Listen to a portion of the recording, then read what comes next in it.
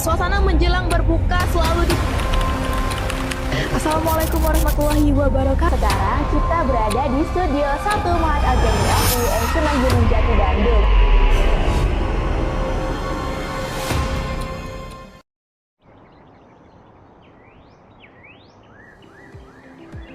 Di kota Singkawang, Kalimantan Barat, berdiri sebuah lembaga pendidikan yang menjadi tempat lahirnya banyak generasi berprestasi. Inilah Man Insan Cendekia, sebuah lembaga pendidikan yang dikenal dengan komitmennya dalam mencetak generasi unggul, berprestasi, dan berkarakter. Dari lingkungan inilah, narasumber kami tumbuh, belajar, dan mengembangkan potensinya hingga menjadi pribadi yang menginspirasi seperti saat ini.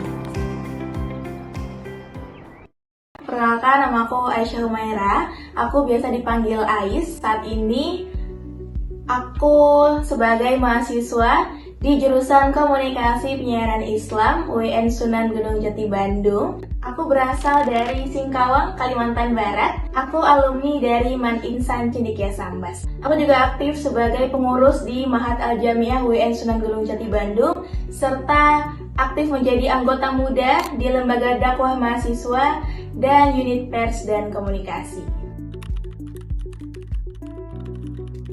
Ada ayah dan ibu saya yang selalu menekankan pentingnya mempelajari agama sejak kecil.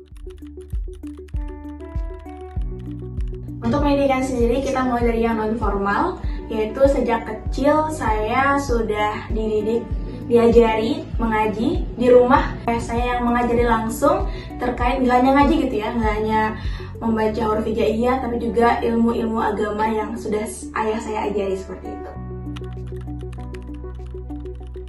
Perjalanannya bukan dimulai dari suka dakwahnya, tapi suka karena public speakingnya.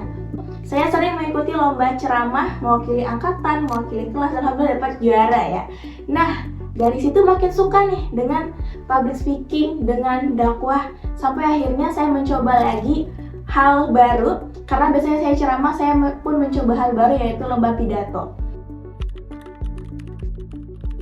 Sangat berkesan adalah ketika saya menjadi MC Radio Nasional. Itu berkesan, kenapa? Yang pertama, saya rasa waktu itu saya sudah sangat siap. Saya selama setahun itu sering menjadi MC. Itu kan melatih retorika kita mengatur sebuah acara. Dari yang formal, non-formal, dari yang acara graduation, sampai ke acara Maulid Nabi. Yang pertama dari orang tua saya adalah, katakanlah kebenaran walaupun itu pahit.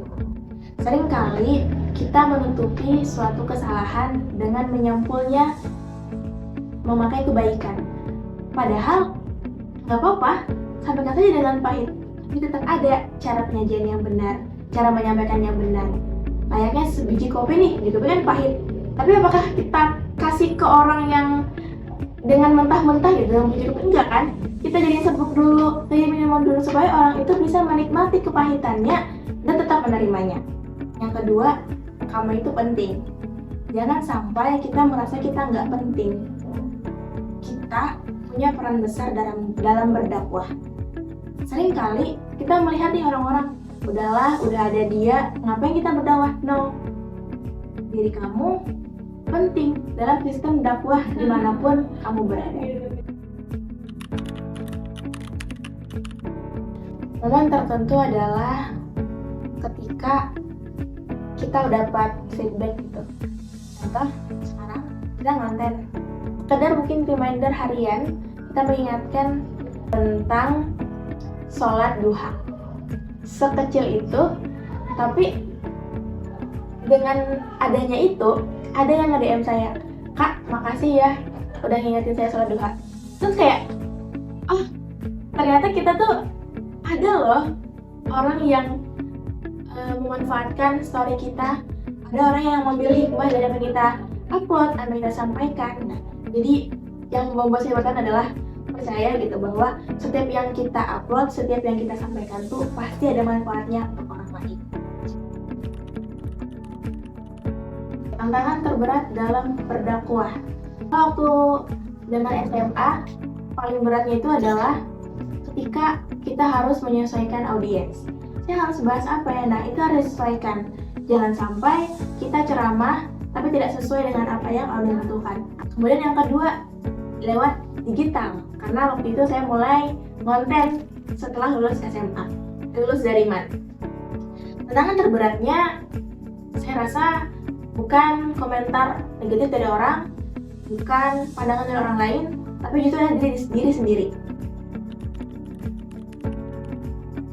Untuk teman-teman seperjuangan yang mungkin hari ini dilema antara berdakwah atau berdiam diri saja, teman-teman, khairun nas anfa'uhum linnas.